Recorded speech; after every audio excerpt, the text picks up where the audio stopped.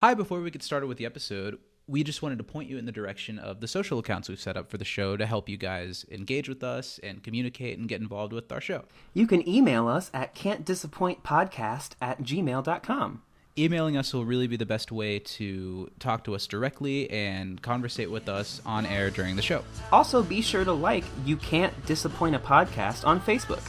And you can also follow us on Instagram at Can't Disappoint Podcast and Twitter at You Can't Disapod. That's disapod like disappoint. So there's one S and two P's. Well, thanks for tuning in, and let's kick off the episode. Here we go. But the fact is... Your ass is on the line. My ass is on the line. You just got off the phone with the mayor. I just got off the phone with what, the mayor? Stop doing that! I'm trying to help. You're not doing this right. Well, maybe you should do it. I'm sick and tired of making excuses for you two. You're an embarrassment to the department.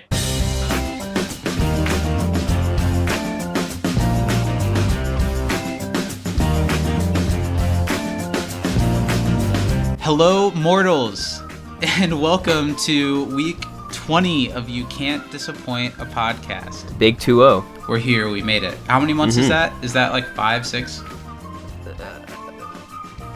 It depends on the month. Is it February? It depends on the month. Is it February right now? Oh, God. The quarantine has really... taken its toll. Yeah. I don't know when we started. I don't think... It wasn't February. Nah. We started in like April. April or May. Yeah. Anyway, welcome to the show. I'm glad you made it. Shout out to our community daddy at Communities on Twitter. Please go follow them. Thanks, Papa. Yeah, we're here to make Papa proud. Everything's for you, Poppy. And welcome to the show. I'm glad you joined us. Yeah, hello. Welcome. You know, I'm one of your two hosts. I'm Zach. And Baba Booey, Baba Booey, Baba Booey! Steven, that's your second strike, okay? The first time it was okay, and we started over. The second time... And you are? Hi. I'm Steven, and the Cookie Crisp mascot is most definitely not a damn wizard. Yeah. He was at one point. Nope. But he's a dog. Fake news. Thing He's for us, right? He's a big bad young. wolf in a hoodie because he's urban, but he's hip. My type. Exactly my type. How are you, Steven? How was your week? It's been a good week. Long week, but quick week. Most weeks are exactly the same length of time. Not in February, though. Okay. Not this February. Not this February. How are you doing, Zach? I'm fine. I don't know, you know this, but I'm moving literally tomorrow. As soon as we finish recording, I'm tearing down all that I've built here. Yeah, Zach finally turned himself in, and he's gonna do some time in the clink. Yeah, you really don't want to know why, but if you Google my name in a week or so, it'll be there. No, it's Make sure exciting. You turn safe search off before you do that if you want to get any hits. We got the keys today. It's another apartment, but it's going to be like more private. You know, I didn't hear the floor creak at all when I was walking around it. That's a good sign. We went today and they gave us a checklist of like, you know, write down what works, write down what doesn't work. And there was some weird stuff like one of the bedrooms just didn't have a door. There was just no door there and they had to fix it. And I don't know, little stuff like that. We were really... I don't know. I'm not super excited to be living in close perimeters with other people again. I like to have a little more space. So we were really hoping for like a quiet neighbor.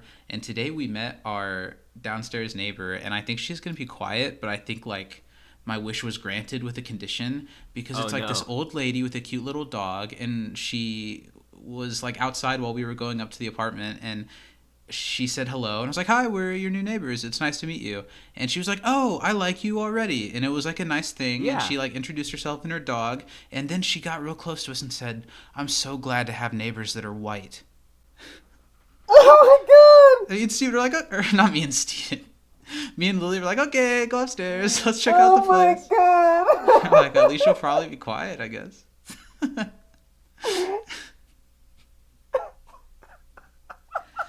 Oh, man. That's fun. I can't wait to come visit. Yeah. Yeah, for sure. That's all I got. I'll have to turn off my anime music and put on some hip hop and really drive it home. Turn down the Ben Folds and turn up something.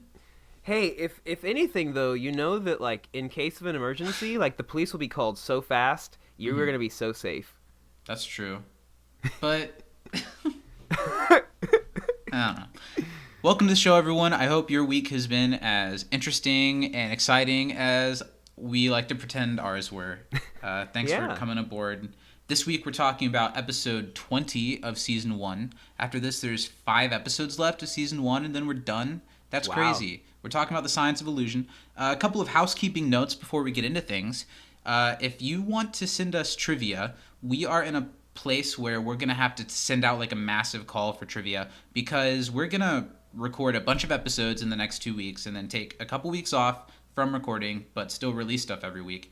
So if you're one of those people who wants to send in trivia that already does or would like an excuse to, this week we're calling for the next 3 episodes. So send us in for Contemporary American Poultry, The Art of Discourse, and Modern Warfare, which I'm sure will be a really big episode. Get in your trivia for all 3 of those at some point this week. Yes. Yeah. Give us like and your favorite trivia. Funny moments as well. Don't forget those. Yes. Don't forget about that. Sorry to step on you, Steven. That's okay. You know I like that. Also, if you've never sent in trivia before, now's a great time to start. Even if you think that we'll know the answer, we probably especially won't. send it in. Yeah, we've tried to make the point of many times. I don't watch these at all, so I'm really just kind of guessing and agreeing with Zach. And really, like if you're already listening to this, you like Community, the 2 of those 3 episodes are Contemporary American Poultry and Modern Warfare. Yeah. So, like, spend an hour, watch those episodes, and send us in a couple questions. We'd love to have you be a part of this. Get all 3 of those episodes in this week. That'd be great. The other thing is I've been conducting some Twitter polls recently that if you are not already on board on the show Twitter, you should hop on. We're kind of doing a bracket-style tournament of all the Season 1 episodes to narrow it down to like the best episode of Season 1 is voted on by you guys that engage with us on Twitter. So if you don't already follow You Can't Diss a Pod on Twitter, we've done just 2 of them so far, and there's a lot more to come. So hop on board. Yeah, so far you guys have decent taste.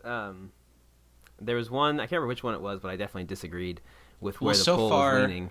Modern Warfare moved on, and The Politics of Human Sexuality beat out the season finale, Pascal's Triangle Revisited. Yeah. And Communication Studies just beat out Advanced Criminal Law.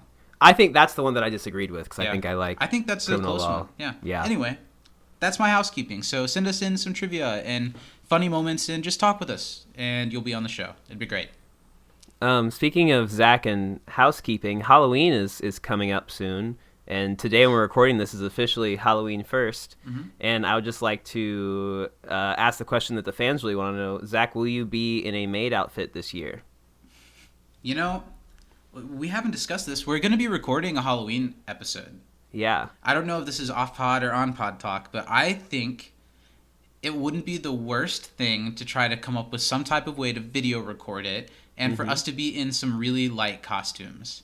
I am fine with that. It'll be a good chance for me to test out I'm sure our special guest would probably be inclined to join as well.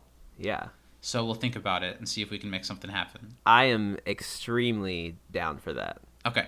So let's get into some trivia. Are we ready to get into some trivia? I think we are ready to get into some trivia, Olivia. Yes. In case you missed it, we are talking about The Science of Illusion. I don't know if I actually said the episode title or not. I think so.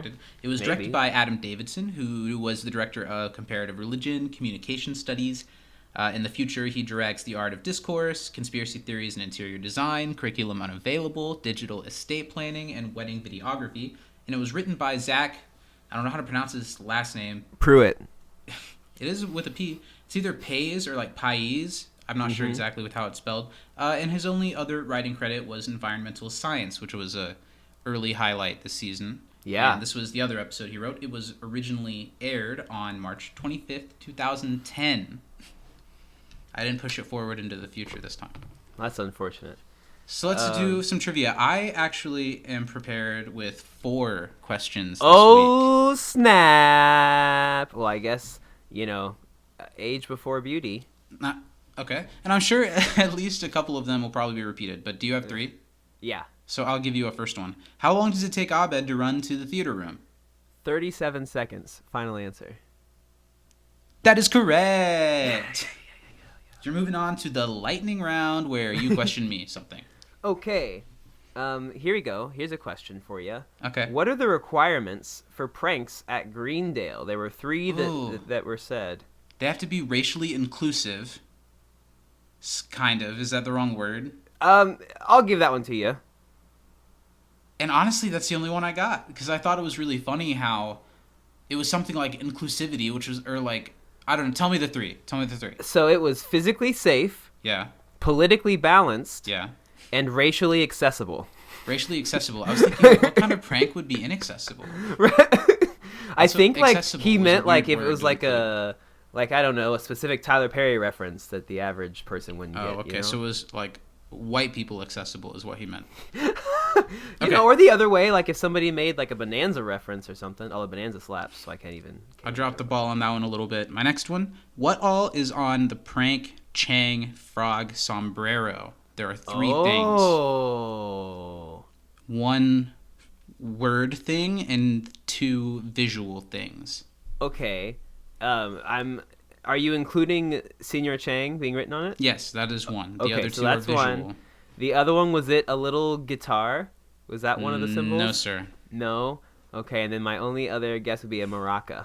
It was a sailboat. A sailboat? And like a swordfish. I thought fish, but like I was like, Yeah. there wouldn't be a fish on there. Why? There sure was. Why? Okay, so you got my first one.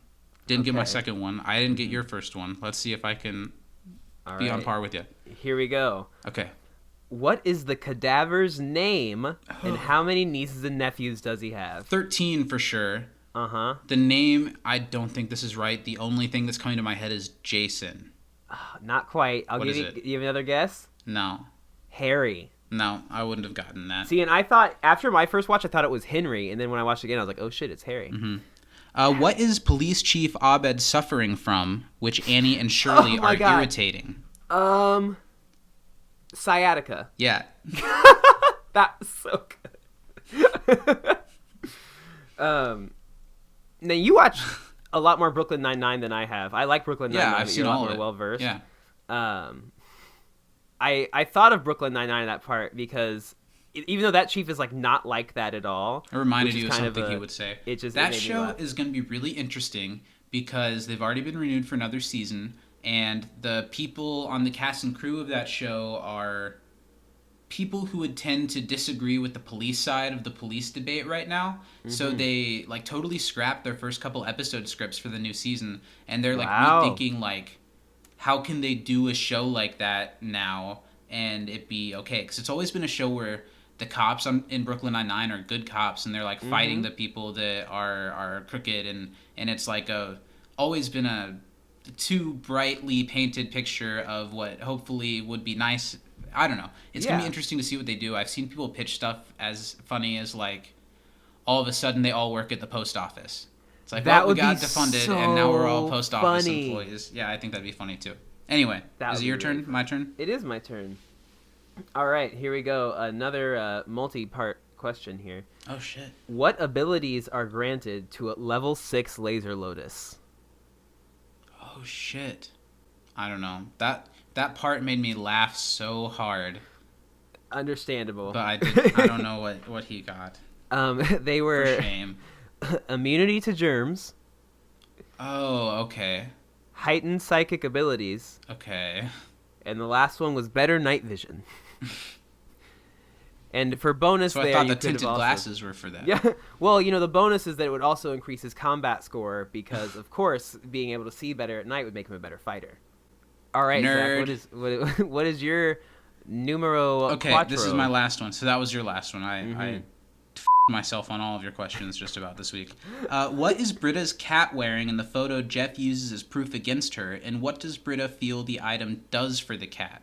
Well, it's wearing a very nice necktie, and it makes him formal. There you go. I think you got all 4 of mine. I Other than missed the part of- hat one. You got part of it wrong. Yeah. But that was a very rousing round of trivia. let's move on to what the people have prepared for us this week. All right, let's see. We've got 3 emails this week, Zach. Let's see which one I open first. It's always a random click of the finger. And we've got an email from our pal, Anorak. Hey, guys. Last week's podcast was probably one of my favorites. Wow, thank you. If you would find that interesting, I could make a ranking about all of them at the end of the first season. Just an idea. I would love for you of our podcast. Yes, please make a ranking of all of our episodes. That would be great. If people did anything like that, we'll be sure to acknowledge it on the show. Yeah, absolutely.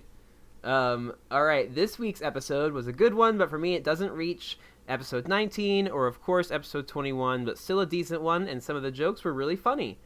Her favorite scene was definitely Annie spraying pepper spray at herself. I just crack up every time I watch it. Alison Brie does such a good job and is, as an actor and community, slightly underrated in my opinion. The MVP is definitely Britta for me because I think they do a great job this episode in slowly transferring season 1 Britta into the seasons 2 and 3 Britta, which I personally like much more. Same.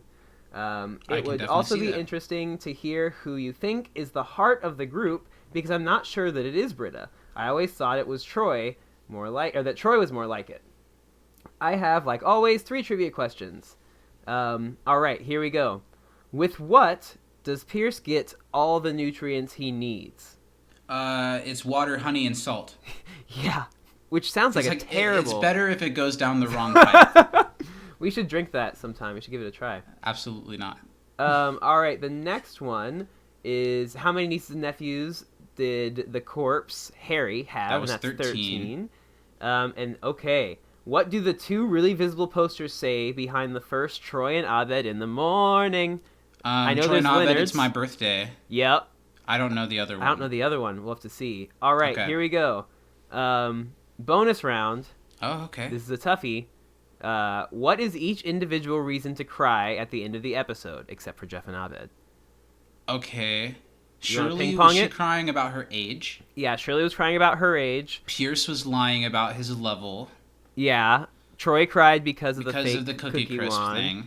Annie cried because she wanted to be taken more seriously. Yeah. And Britta cried because she lied. She's the buzzkill. Yeah. She's the buzzkill. And everyone was being down on her. Mm-hmm. Okay, thanks for those questions. Look at us, nailed it. Yeah. Thank you. Thank you. Thank you. Thank you. Thank you. You know what? Thank you. Anorak 07. Nice. All right. We've got an email from Danny. She says, Hola. Disclaimer, my English has been particularly bad this week since I've been speaking mostly in Spanish, so I apologize in advance. Same, actually.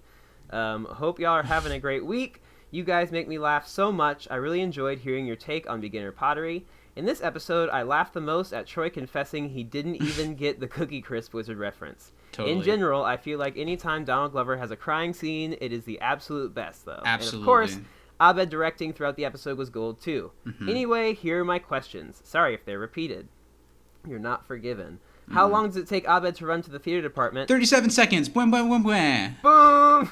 Bubba lubba dub dub. Okay, here we go. Name 3 animals that are in the lab besides frogs. I know there was what looked to be like a porcupine, there were snakes, and there were mice. Thank you, Steven. I did not know that one. It's okay. I looked only at the animals this episode. And a dead body. and bingo! Makes great sense. That's the golden ticket. Yeah, also, what the hell? Why is that in a regular room? We'll Those should there. be... Okay. Yeah. Whoa. What's Abed holding when he's sitting in the back of the security car with Annie and Shirley? Not sure if it's a car or what it's called. It's kind of like that the golf cart type thing. Wait, say that again? What did Abed have in his hands when he was in the back seat with Annie and Shirley? Was it like a viewfinder because he was doing directorial stuff? Was that what it was? I don't really know. That or was like it a something candy he was bar? Looking through? Maybe. I don't know what it was. We'll I have no idea. I pulled that straight out of the butthole. Nice. And then what does Leonard's sign say in the end tag? That would be Troy and Abed, it's my birthday. It's my birthday. Do you think he was lying? Yes. Is his? Because you know you go to one of those shows and you say it's my birthday, so they show you. It's not really your birthday. No. You think Leonard's gonna make it to another birthday? Come on. I hope. Be real. Hugs. Danny. Well, thanks, Danny. Next up... In English next time, please. Gracias para las preguntas. She's trivial. pregnant? And our last Oh, email man. this week is from our buddy MJ. Hey there, MJ. He says, Yo. Hey, Zach and Steven. Congrats on reaching your 20th official episode discussion. Can't believe I've been listening to you guys for around 5 months already. Excited for the road ahead for you guys. Can't wait to hear your thoughts on the Science of Illusion, which is another underrated school hijinks episode from Season 1. Just like physical education and beginner pottery. It was the episode where they fully leaned in on Britta being the worst. And in spite of that, I think Gillian Jacobs did an amazing job at being simultaneously insufferable and sympathetic, which is why I think I might have to give the MVP award this week to her. My favorite moment of the episode was the study group breaking down while Abed and Jeff awkwardly watched from a distance. As Abed puts it, just watch. It's beautiful. Glad y'all enjoyed my quiz last week. Here's a fresh round for y'all to ponder upon. All right. MJ's Trivia Round, Week 7. Urban speak. Hip-hop. Jerry Rig the Sally Dolls. We actually did pretty well on that, by the way. MJ tweeted He us fact and checked like us a gave little bit. Yeah, we didn't do too answers. bad. We did okay. I'm pretty proud of us. All right. To detoxify for the Ascension ceremony, Pierce consumed only what during his fasting? And that was that the lovely water, mix salt, and honey. Yeah. of the water, salt, and the honey bunny bunches. Are of you a oats. honey man? Do you like honey? Yeah. I like could honey eat a lot. spoonfuls Honey of it. to sweeten coffee is very good. Oh, top notch. I drink my coffee black because I hate the world, but honey is good in it if I decide I want to. I like my coffee joy. black. I like my coffee with, and I take coffee very seriously. In our Yeah, new you apartment, when I have the money for it, I really want to invest in a small espresso machine to have at the house. I like my coffee without sweetener and a little bit of cream, like a little bit of cream, just enough to make like it that. like pretty dark brown still. Occasionally, I'll use a little bit of a flavored cream, or occasionally I'll do that little bit of cream and a little bit of honey. But often I just do Cream and honey is so good. yeah. If that's if you really want something special for yourself when you've earned it. It's like I've been a good boy today. Yeah. You haven't had that in a while, huh? All right. I've been a real bad boy, and you know it. What What else? What were we doing? What are we doing here? Question number I got- 2. I was How thinking fast about can something Abed else. run to the theater department? 37 seconds. That's 3. I held up 3. Made sure I held up right now numbers. Your internet froze up for me. I did not catch that. Ah. I mean, it might have been me and not you. How fast can Abed run to the theater department? That'll be a solid 37 seconds. I don't know that one. Number 3. What 2 objects can be seen on the miniature sombrero that Britta made for her frog paint? Whoa! Yeah, a sailboat and a swordfish, bish. Nice. That was a good one. What did Jeff call Annie and Shirley when they stopped him to frisk him up? That would be Cagney and Lacey. Cagney and Lacey. Which on Brooklyn Nine-Nine are Terry's twin daughters' names. Which is adorable. They're named Cagney and Lacey. Terry Crews is great on that show. Number 6. Oh, this is a good question. I wish I had thought of making this a trivia question. How much That's in why we got damages MJ. did Annie and Shirley's high-speed pursuit cause in dollars? I think that was $78. Yeah. And Yeah. we'll get to that scene, but the Dean's delivery Oh all my God. episode was killer. So good. Nearly $78. What object was Shirley about to use on Jeff during his interrogation before Britta confessed? That was a pizza cutter. You just slice his Yeah. throat with it. Listen, Annie slammed his head on the table. They were bad cop, bad cop. Since you brought it up, fun fact about that I learned in the commentary was to be able to do that, they had like a mattress pad type thing that was made to look exactly like the tabletop. Oh, and that's it looked cool. exactly like the tabletop. You couldn't tell at all. You So it know, was Jackie something Chan soft just for would have let to- him slam his head. But Jackie Chan should have played Jeff Winger. That's my new answer for if you I had to think recast. that would be freaking hilarious. Or Annie. One of the two. Well, maybe both. Jackie Chan as It Annie, could be like doing a this. Eddie Murphy Nutty Professor situation where Jackie Chan plays the entire study group, Except Pierce. who is still played by Chevy Chase. Exactly. That's what they were gonna lose Chevy Chase, so they just replaced Chevy. Whatever. Moving on. This is too stupid. Number 8. Whose birthday was it during the taping of the first episode of Troy and Abed in the Morning? That would be our Allegedly King Leonard. Allegedly. Let's never let Jeff divide us again, MJ. I couldn't Thanks, agree guys. more. Thank Great. you, friend. great emails tonight. Today. It's 1:37 in the afternoon. It's not even that for me. Oh yeah, it's like 12:37. Yeah. But yeah, so Zach, what did you think about this episode? I really liked it. I will start off by saying I think my funniest moment had to be that whole blurb when Pierce walks into the study room the first time, saying all this stuff about his religion. I feel like Chevy had this like gleam in his eye delivering those silly lines that sometimes isn't kind of there, and I thought it was very, very funny. Yeah. For me, it's really tough between that, because that was just so ridiculous, and the whole kind of interaction after the high-speed pursuit, where the dean lays into them, but then Abed that was my that second. Delivery, it was good. Between those two scenes. And this episode as a whole, I've got to say, is like Community as comfort food at its finest. This is an episode that, like, if I wouldn't necessarily say, okay, I really want to laugh really, really hard, it's not the episode I'd pick. But if I were watching through Community just, like, kind of mindlessly, and this episode we're on, it would be so nice and pleasant.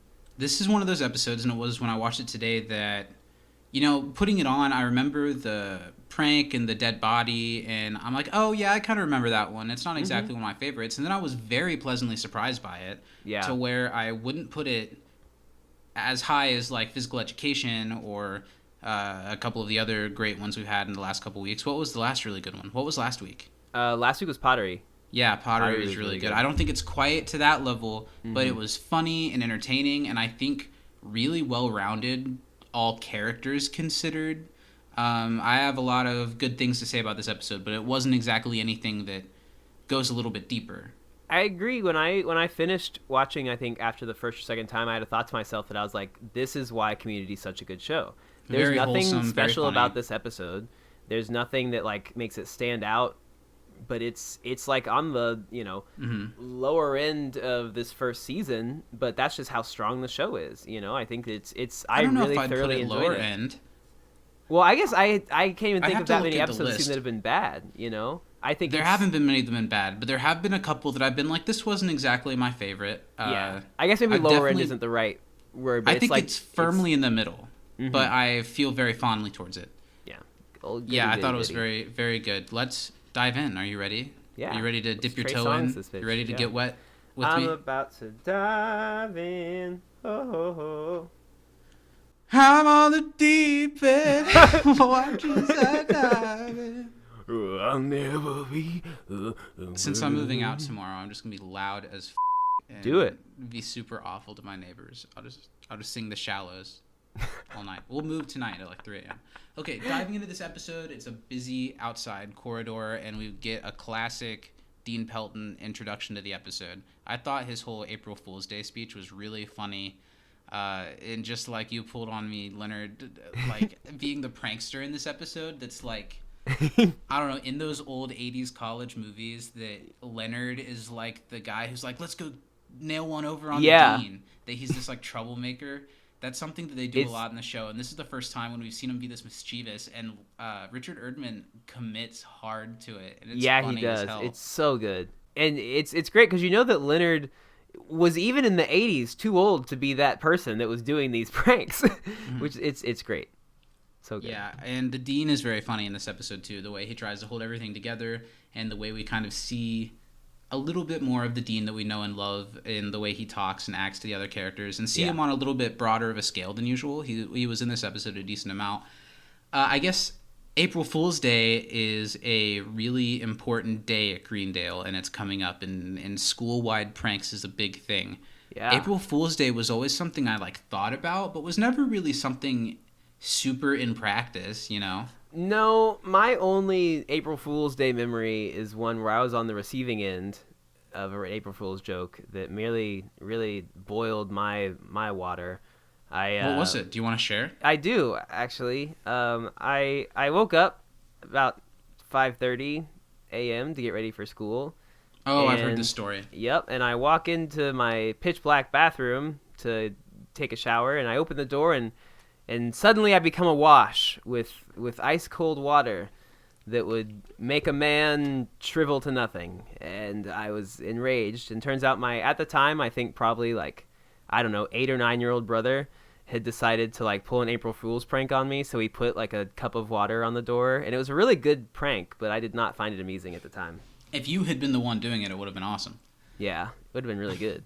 That's funny. I've never been pranked like that, but I have an idea for a April Fool's Day prank for us to pull at some point. I don't know if you remember me bringing it up. Yeah, I do actually remember that, and I think it's a really good idea.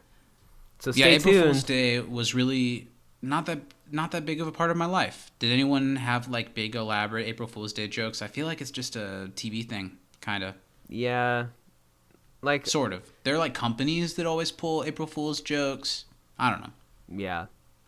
It's really important to the dean that all of the April Fool's Day jokes be politically correct and be racially inclusive. And again, like what is he expecting to go down other than like people getting tripped, or people getting saran wrap on the toilet, Right? I'd like plastics. To see some Greendale like highlights, like almost like a wall of infamy of like the best pranks ever pulled at Greendale. They had to start saying that because there must have been a race-based prank in the past that led to these rules being, you know what I mean? Yeah, that wasn't accessible. Or like whenever there's a sign that says "Don't stand up," it's always because there was someone who stood up. Who stood up and learned the hard way. The dean has published literature to explain to people how to safely prank each other. It's very dean. This concept of April Fool's Day being a big deal and being important, it all tracks very well. It's very Greendale. I love really that Troy and Abed are obviously the type of people that would be really into something like this where they could prank each other, and how they deconstruct the jar of peanuts. It's so good because it's like they're at just like a higher level of April Fool's like intellect. They're super big brain with it. The point of a practical joke is to shake up the system. For example, who wants some of these? Cool. Yeah. Looking for something? Nice. The way Abed like reacts as if he's expecting something to pop out, but also like reacts as if he's doing that intentionally because they planned this ahead of time. Because the prank wasn't even on Abed, the prank was on everyone else. Looking for something, yeah. And the brochure mentions that because of increased shenanigans, that they allow students to become security guards for a couple of weeks. And Annie and Shirley jump right on that. And what's going to follow is, the buddy cop plot line with the two of them being security officers. Mm-hmm. I would have loved to have seen them go full Stanford Prison Experiment. That would be freaking hilarious. Just last night, Lily and I watched. So South Park did a pandemic special. I saw they were doing something new all of a sudden. They haven't been on since last year, and they did this just like one-off hour-long episode that was hilarious. And they did this Stanford Prison Experiment kind of thing where the schools were reopening and the teachers weren't coming back because they didn't feel safe. Mm-hmm. And the police had just been defunded. Oh my God. So they hired all of the police officers as like substitute teachers, and it went far, and it was really funny. So okay, I'm gonna have to watch that. That sounds so funny. Do something like that here if Annie and Shirley with this power started being Stanford Prison Experiment type. Hey, 6 crazy. seasons in a movie is never too late. That's the movie. That's the movie. The Greendale Prison Experiment. But yeah, they're all on board to do this together, and I think this is setting up a plot line that works really well, not only for Shirley and Annie, but for Abed as well, who jumps right in on it and sees that it's a story set up, and he wants to be there to see how it plays out and to push it along its little way. Yeah, I like this episode a lot for Abed because I think that as a whole, Abed kind of represents almost like a narrator for the group a lot of the time. He's involved in it, but he always is kind of looking at it from that lens of outside in, even when he's a part of it. And so this is really kind of choice. It's not exactly absolutely because of like, I don't know, things outside of his control. No, I think he like wants to be the director looking at it. Yeah, he like can see the fun stuff that's going on, and he's like, this deserves to be appreciated. It's cool. And I think this episode he really gets to like play that role, and you get to see how much in his mind he influences things, and even when he decides to like say out loud, like things are really influenced by, he's driving the story, and I love it. Yeah, we can't say enough positive things about Danny Pudi ever, because even though this first season hasn't been very Abed-centric, I've always believed that Abed is like the beating heart of the show and that he's like the stitch that holds it all together. Yeah, so to answer Anorak's question, absolutely, right, who we think the heart of the group is, I think we're both in pretty good agreement that it's Abed. Yeah. And I think you could argue most of them. I think you could argue why Pierce brings everyone together because of the way I think you could argue truly any of them. I think the go-to look is maybe Jeff, but Jeff needs the group way more than anyone else does. He thinks that he's the leader, but he's the beta cuck of the group. Absolutely. Friend of the show, Joel McHale, come back on. Let's talk about it. You know that, like, I don't know, probably not by the end of the show, but the way Abed is at this point, if they were like, hey, we're going to stop having study group, he would have been like, okay, and gone on and kept doing other things. Yeah. You know what I mean? Absolutely. Yeah. He'd be like, cool. So Abed, because he's excited for the story ramifications of this Annie Shirley team up, asks which one would be the badass, and this sets up this kind of inner conflict between Annie and Shirley of like they both feel like badasses, but they're both kind of looked at as soft, and now they're gonna get really intense with it to prove why they're more badass than the other one.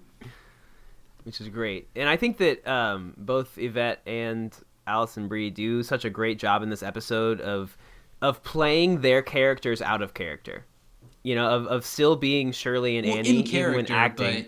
But showing them doing something different, kind of like how Shirley did with being the sea captain last week. I think this episode is, if not like, I don't know, it's not that Allison Brie isn't great in every episode, but I think this is one of Annie's finest moments so far. She had a couple of good moments in some of those early episodes, but here lately it's been Britta. So this has had some good, different Annie stuff that I liked a lot. It's nice to bring her a little back to the forefront. Pierce walks into the room, and as much, I don't know, criticism as we give Chevy, the person, and Pierce, the character, that I believe is mostly well-deserved, the runner of anything to do with Pierce's religion always kills for me every time. I truly find it hilarious. I think it's one of the best jokes in the whole show. The way he's so earnest and sincere about it. It starts with something that doesn't have anything to do with that. You know, he walks in and says, "Morning, mortals," and Troy and Abed want to get him with the can bit, so they literally say "snake in a can," and Pierce doesn't bat an eye. He's like, "Oh, I can't. I'm fasting because of his Buddhist church." I think that's a really funny. I don't know. Troy's like excited to set up a prank, and then the way Pierce reacts, I don't know. I think it's very funny. It's good. He explains to everyone how he's leveling up to a level 6 laser lotus. Congratulations, good sir. That's tough to do. Yeah. And he says it and like looks at all of his people as if he's expecting something back from them, and they all just stare. And he's like, I know, I was speechless too. And he can't eat snake in a can because he can just eat salt water and honey in a cup. And Pierce takes the best drink. Yeah, Chevy has some really good physical comedy moments or like sounds that he has to make.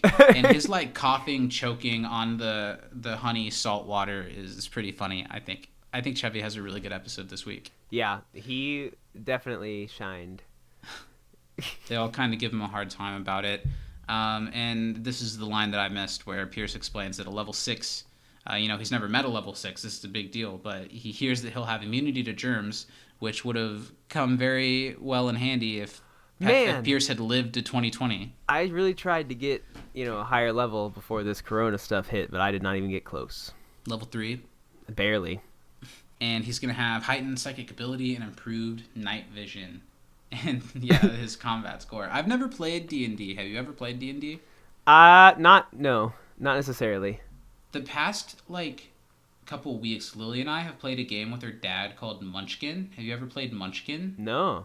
It's a card game, and it's kind of like comic book silly a little bit, and it's kind of based in D&D, but it's like a card game with set rules, and you play your hand, and it's really, really fun. And, that sounds cool. Strategic. Sometime if you're in town, have time to play a game, I think you'd enjoy it. Yeah, for sure. I've played a lot of the phone, mobile D&D game. I've never done anything like that. Yeah, it does the best it can to be Dungeons & Dragons, but it's not the same as playing with real people. My mom and brother play a lot. On the app, it's just a game. Yeah. Well, this is a little bit different, but that makes me think. I've been playing Among Us a lot this week, and it's been a lot of fun. And Steven hopped on and played with us one night. I did. That game's a ton of fun. Hey, is if fun. anyone ever wants to play with us, hit us up. Yeah, for I'd sure. be down. That game's super fun. I played with Steven's younger siblings. I know. A few days ago, and it was I got really a text from my mom that said that my sister won one of the rounds. fun. It was really fun. Sounds about right. There was one time where your brother, I felt like he was chasing me, and that I was like just out of kill grasp, and I was just running to the emergency meeting button as fast as I could to try to survive it. And I convinced everyone to vote him out, and then it wasn't him. I was so sketched by him. Anyway, Pierce can see better at night, and that's going to help out really well. I'm sure he's been having trouble with that as he Do you want to hear a really numbers. fun fact that has Yeah. to do with fighting at night? I don't know how fun I can handle, but we'll see. Well, viewers, fun fact for you guys as well. A big reason why pirates wore eye patches was not because they were missing an eye, but it was so that when night fell, they could very easily switch and already have an eye that was adjusted to the darkness. Wow, that was a pretty fun fact. I'll give you that. I did not know that. Interesting. Right? Neat. All right. Nerd. Dun, dun, dun. Jeff, I like how Jeff is in the pranking spirit. He takes this immediately as like, okay, how can we use this to our advantage to make Pierce do silly stuff? So Yeah. he tells Pierce that someone mailed in robes to the school and sends him to go find them. And then Jeff immediately sets up Abed to go to the theater department where he can get there within 37 seconds to find something really silly for Pierce to wear and to bring it back. I love that in the second half of the first season, Jeff is like down to clown. Like he's interested in having fun with the group, and I think that just makes his character so much more likable. I do not miss the days of early season 1 where Jeff was like, I don't want a family, I don't want to love the study group, I'm just gonna bang Slater. You know, That was his whole truly character. What they've done with Jeff in the second half of the season has done so much. Yeah. Because watching the first half of the season, I knew Jeff had a lot of those qualities, but I was disliking him a lot more than I remembered. Yeah. And I'm glad to now be reassured that it's just because they were still developing the character. Mm-hmm. This is when they start kind of bringing up the Britta buzzkill stuff. When she says things, they sound a little bit less fun. They're really mean to Britta. Yeah, poor Britta. I always thought the buzzkill thing is a little mean, but funny. Yeah.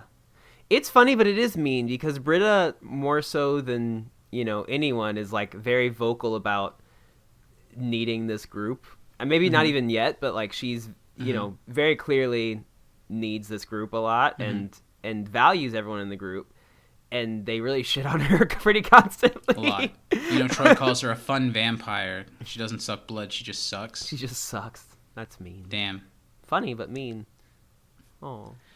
Pierce comes back defeated. He didn't find his rose, but Abed's like, oh wait, I found him. And this is when we get the reveal of this wizard robe that is slowly transforming Pierce into a cereal mascot that, I'm not convinced ever truly existed. Well, He why looks does so that make silly. sense? Why would a wizard want cookies? He's a wizard. He can just make them. Just conjure cookies. Well, he conjured the cereal, probably. How else could cookies be made into cereal? If you're He not cast a stealing it spell from on children, cookies. how is it a commercial for the cereal? You've been stealing commercials from children? Yeah.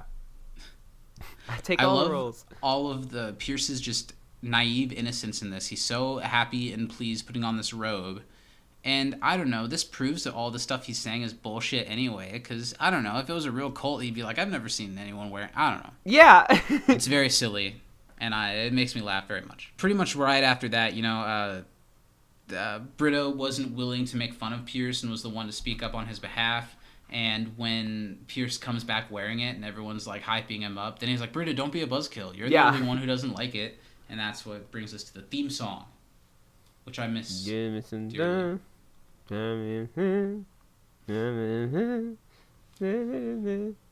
Now we cut to the dean's office, and Shirley and Annie are kind of getting like their security guard orientation. And this is one of the first times that we see that the dean's begun to deck out his office and some Dalmatian stuff. He's got posters. Is that what the trivia question was? Was what's No, and I was posters just in the about to dean's say that there office? weren't any questions about the dean's office, which surprised me because we've got like the little human being, little bust of a head over there in the we've got corner. several Dalmatians all Dalmatian over. posters. We've got like a Dalmatian mug Looks like a Tons picture of Dalmatian the stuff. human being and his other being on the wall, on the board Totally. behind him. Totally. So they get these full security outfits, and for 48 hours they have all of the authority as a campus security thing. And this is already, at least visually, looking like this type of thing. You know, you usually see the rookie cops back facing you and like their chief in front of them, giving them the news. And this is one of the first times that Community has so obviously copied a certain thing to a T. I don't know. It feels like another one of those pre-homage episodes that almost feels in line with like the Law and Order episode from season 3. Yeah, and I feel like this is kind of or last week was almost like the build up to this with like the way they shot that rescue scene, like it was like a real rescue scene on an ocean. And this episode, so many times throughout it, they shoot it like it's a cop movie. They're just inching their way closer and closer to, you know, next week's Contemporary American Poultry, which is the big, like, mob movie episode. And I have to admit, I don't know if I've ever said this on the show, I've never seen Goodfellas. We should watch it this week. I am planning on watching Goodfellas Wednesday night.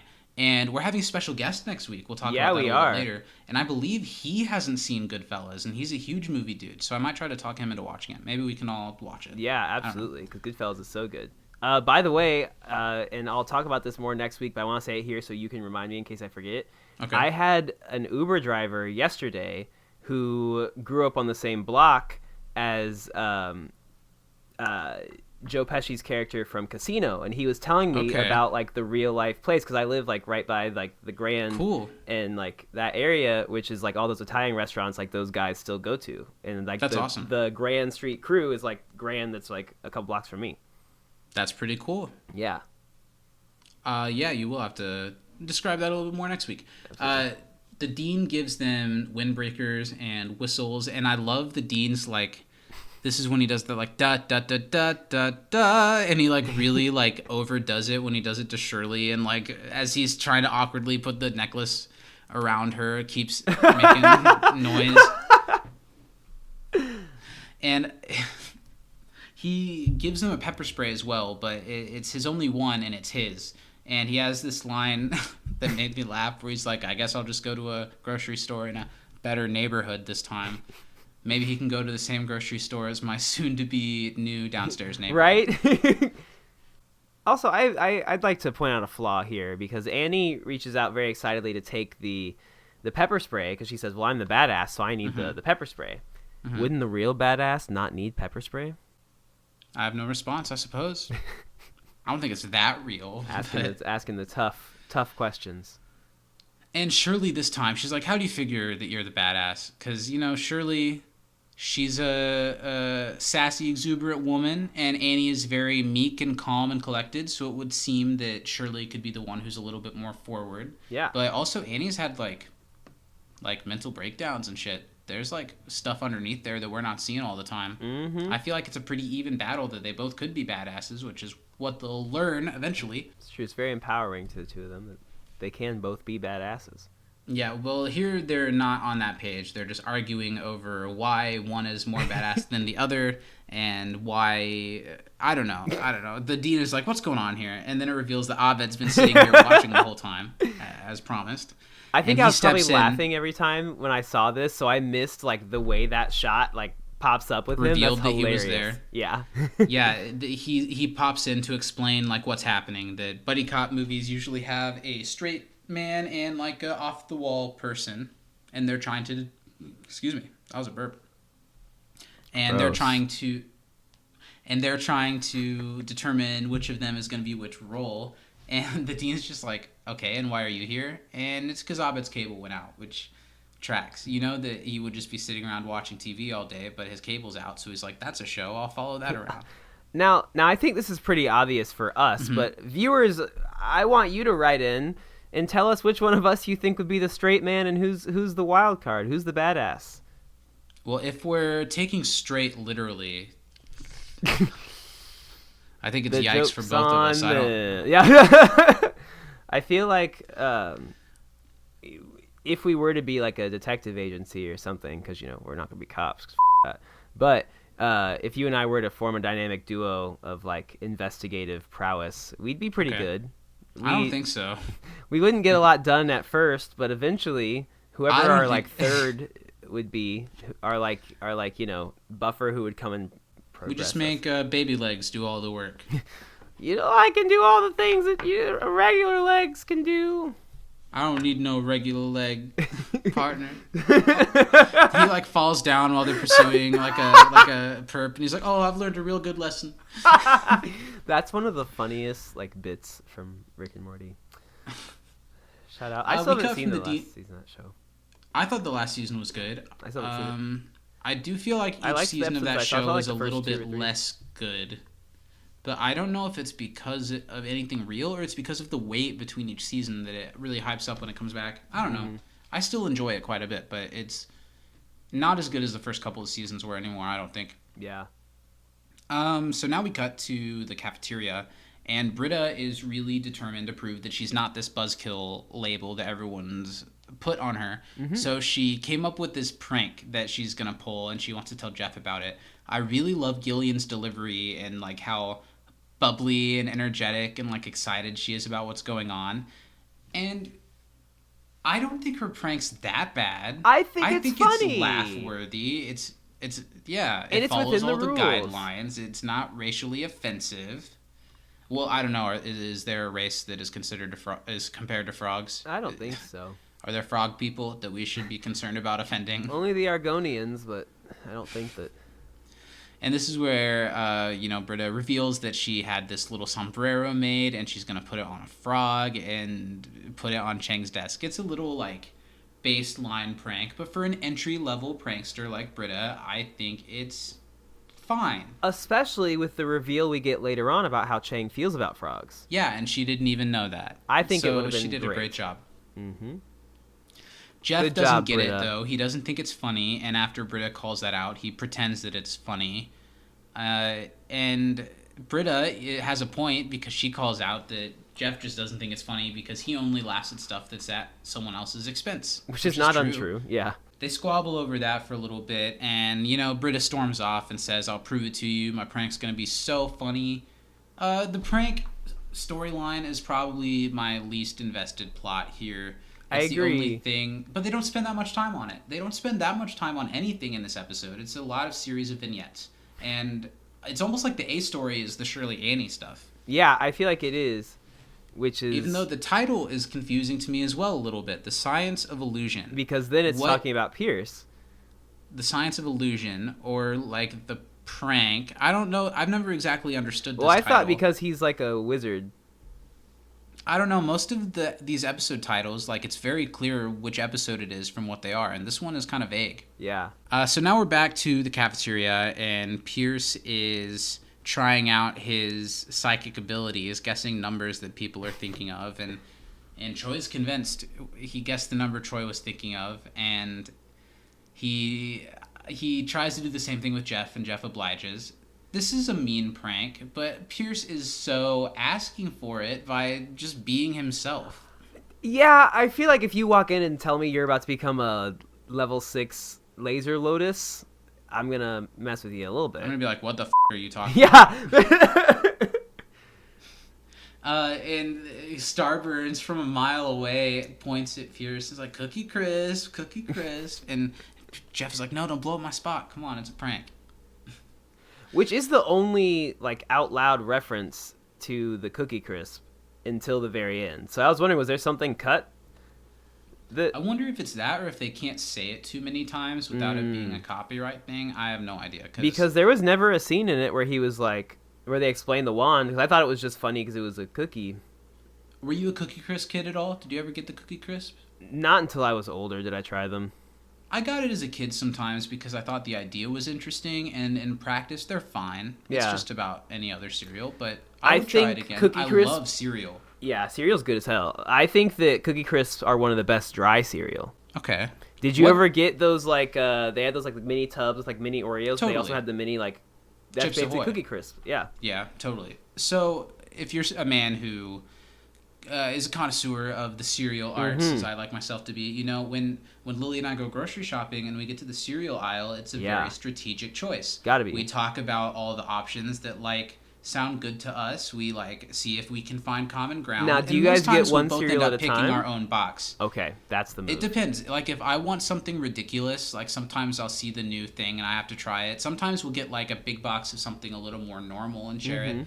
But my question to you is, what is the ultimate, just classic cereal to have like in the morning? What are you grabbing? What boxes is? Honey Nut Cheerios. Then I've never been a Frosted Cheerios Flakes. Man, but the Honey Nut variety is definitely a upstep. And I'm a big Honey Nut Cheerios guy. If I'm just looking for like normal cereal. Mine is Frosted Flakes, so I'm glad Frosted you Flakes say goes that hard because as hell. I don't think a lot of people say that. They're so sweet. good. They leave the milk tasting great. That's what it is. And Best tasting milk is Frosted Flakes milk. People can I argue Cocoa 100% Puffs. agree. Frosted Flakes milk tastes I better. 100% agree.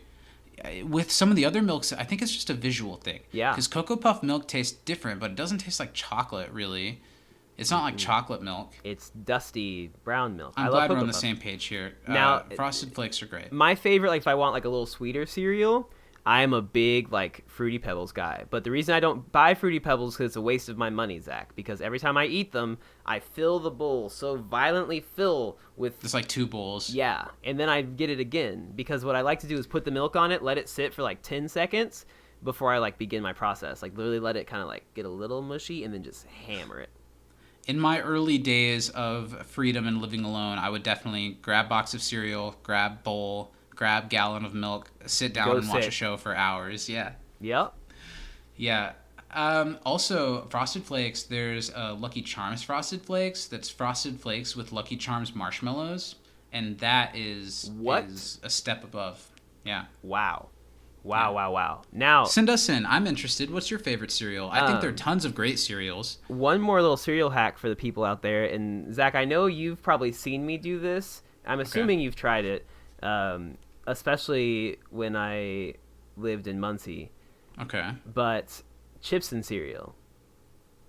No. So what you do, and I think the best combination of this is dry Cheerios. So you take some, or not Cheerios, dry Lucky Charms. Take some Lucky Charms, take some potato chips, mix them up in a bowl, and then eat them motherfuckers. I was so ready to be on board with whatever you were going to say. It's the perfect mix of salty and sweet. Everyone, knock please it, write in. Try it, and tell me it's not good as hell. I'm never going to try that. Try it and tell me it's not delicious. Guys, please write into us your ultimate cereal and please chastise Steven in your messages for this travesty. Moving on. Jeff is just willing to totally hook, line, and sinker Pierce and act like everything Pierce is trying to read his mind is accurate. And he presents Pierce with a wand to harness all of his powers, and it's very clearly got a cookie on top. They get Pierce to believe it's a meteor, but it's clearly not. I like when he's like, does it look like a cookie to you? And he waves it around for everyone to see it. They like back away, like it's really dangerous. And one of the dumbest lines in this entire episode is when someone, I don't know what it is, like Troy says, maybe it's a piece of a meteor or whatever, like normal. And then Chevy says it really weird. He says Buddha it came in wrong. on a meteor. He's like in a meteor. Yeah, it sounded really weird. Buddha arrived on a meteor. Buddha came to Earth on a meteor. I'm the coolest guy in the world, Pierce announces. While dressed Very as a cool. wizard holding a cookie wand. But you know, a guy in a wizard outfit carrying around a cookie wand walking amongst the halls of Greendale is the same as a boat sailing outside of your class on the pavement or a dead body falling out of one of the windows. It's just part of the school. It's a part of the school. Okay, so now we get the scene where Britta is sneaking into a lab to get the frog that she's going to use. And for a school that can't go on to afford a $78 damages bill, they sure do have a lot of animals. That is a porcupine. And- What the hell? Yeah, and a corpse. This is a real stretch. This is like probably my least favorite thing about the episode is that they couldn't think of anything better to connect this prank with Britta doing something bad other than there being a corpse in the science body. room. It's not a medical school. It just doesn't And you work don't at keep all. a body just in a regular room. Those are in No. refrigerators. No, poor Harry. Poor Jimmy. What did I say his name was? Jason. Poor Jason. So Britta breaks into the frog cabinet and steals a frog. She's very tender with the frog.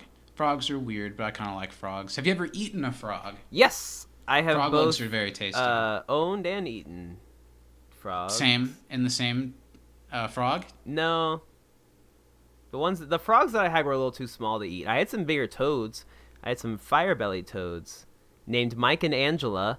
Angela after the side character from Boy Meets World, and Mike after my waiter Mike at Wazowski. Garfield's. Oh. Okay. I thought he did a great job. This is why you can't let kids name shit, because they do dumb stuff like that. What the hell? Ugh. You know, they're like, this is special. I had a fish named Lucky because it somehow survived, like, me being a child and trying to kill it, and, like, barely keeping it alive. And I was like, he's so lucky he survived past all the odds. Shake it up in the back. Hey, Zach, I don't know if this is going to make it. Nope. I know exactly what you're talking about. That shall not be talked about. I told this story, I think, to Lily, like, yesterday or today. Like, really recently it came up. Let's just say Steven and I may have been involved in the murder of a fair goldfish in high school. It's not a proud moment. It's really not. If we get canceled because of it, I understand. Yeah. And we'll leave it at that. This frog with the Chang hat, I think Britta was really onto something. I think it would have been funny if it had come to fruition. It's freaking cute, if nothing else. Look at it. However, I feel like like no matter what Chang was wearing or saying, however he would have walked into that room and addressed, like, whatever he would be wearing or saying would be much more of a prank on himself than this small little frog is. He's already a walking, self-deprecating, I don't know. Yeah. So, Britta admires her work, and let's talk about how this goes from the frog hopping out to corpse falling out. The frog starts hopping around, and Britta searches for it on the ground. And when she goes to, like, grasp it, have you ever been in a situation where, like, you're trying to catch a fly or something? It's slippery. And it's right there, and you're like, everything stopped moving. I stopped moving, the air stopped moving. Yeah. And then you go for it and still miss it. Absolutely, and it's the worst feeling in the world. And yeah, when she lunges for it, she knocks over this cadaver gurney to the open window. That's unzipped? It slides off. It's unzipped. And regardless of how we got to this point, a dead body has fallen out of the window. And to everyone, it's not like everyone goes right to, oh, there's a cadaver. They're like, oh my God. This is such a weird thing. I just feel like the writers came up with a dead body falling out of the window and, like, had to commit to it, that this is how they wrote it in, and it just messy. It is a little messy, and literally and figuratively. Look at that room. A different show could have done this, and I wouldn't be calling it out, but Community should know better. Yeah. And when Britta walks forward, she steps on the frog, and she kills the frog as well. We cut to outside. It looks like it's the next day, and they're assessing the damage from the body falling out of the window. There's police tape, Officer Kakowski, and I think this is the first time we're seeing the other police officer, who we will see quite a few times in the future. I love all of the Dean's lines here. First, he's like, well, and it makes it all worse that this was a new sign that was like destroyed by the body falling out. And then the exchange when he says, I just don't want this to tarnish our school's reputation. And the police officer's like, your school's reputation is way worse than this. This isn't going to change anything. Annie and Shirley rush to the scene in like smart car looking go-kart type thing. Yeah. That is so indicative that they were filming on a studio lot. Right? They literally just took one of the carts. And that was like one of their carts, because no community college would have anything that looks like that. No. And they crash into the scene quite literally, chests puffed, trying to come out as badass as possible. Annie introduces herself as the psycho because she had a nervous breakdown in high school. And she downplays by saying Shirley's just a Christian housewife. I think that Alison Brie here especially does such a good job of playing like trying to be a hard ass. They both do. You know, Shirley's like, "Can we help?" Wait, no, No, I don't like to. I play not by him. my own rules. I'm gonna help. Annie gets right in the police officer's face. This wouldn't happen in 2020. We wouldn't have people getting up in police officers' face. They would be shot and killed. Yeah, I wouldn't have made it this far. They see Shirley with her hand on her hip, and that'd be all she wrote. She's getting away. Oh. Self-defense. Oof. You should really watch the South Park pandemic special. I really want to. There's a thing where like the police officer teachers, I don't know, a couple of the kids are like, they're in like shielded bubbles in their classroom, and they Cartman and another one of the kids start fighting, and the police are like, "Oh, they're breaking protocol, and like acting like they're like doing something." Yeah. And then they shoot and kill Token, Oh, the black shit. kid who's not involved Yeah. at all. And they're like, "Oh, we got him." Oh my god. Like he almost got away. And then they get to say that it was due to COVID. That was how he died. And he's like, "Well, if COVID hadn't happened, we wouldn't have been the teachers. He wouldn't have been killed. It was due to COVID." Oh I my won't put that god. in the podcast, but it was really funny. Oh shit, that's good. That's good. They're able to like take stuff like that that's not funny and tell jokes about it. They're Yeah. but it are very funny. I think South Park's always been really good at that. Annie and Shirley literally run to take on the case, and Abed follows shortly after them. Cameras distance away, and the police officers also leave. They're kind of like, "All right, well, call us when you know who did it." Bye.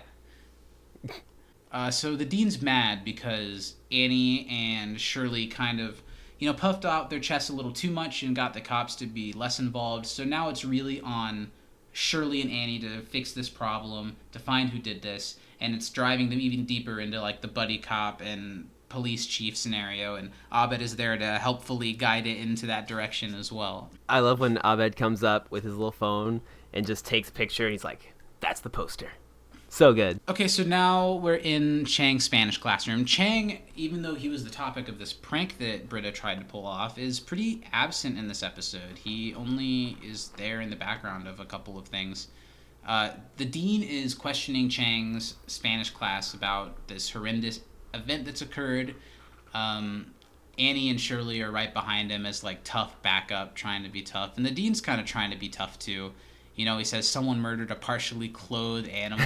And the way he delivers it, he's like, "Someone murdered a partially clothed animal and threw a human corpse out a window." So as the dean is, talking to everyone about what happened, he's trying to get someone to step forward and say it was them.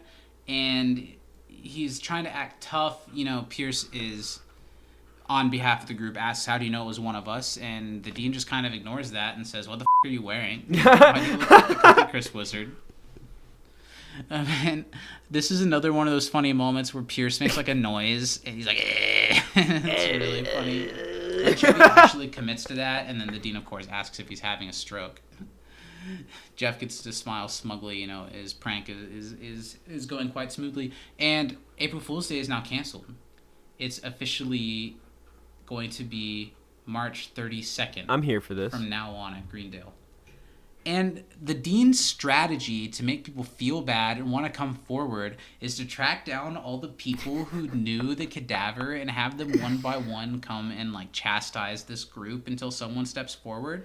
And I think that's brutal and a little genius. I think that the idea of it is so good that they wouldn't even have had to actually have the mom come in, but like so good, because just thinking about like a horde of people coming in and saying, "Hey, I don't know why you threw my, as we learned, most likely uncle's corpse out the window," but.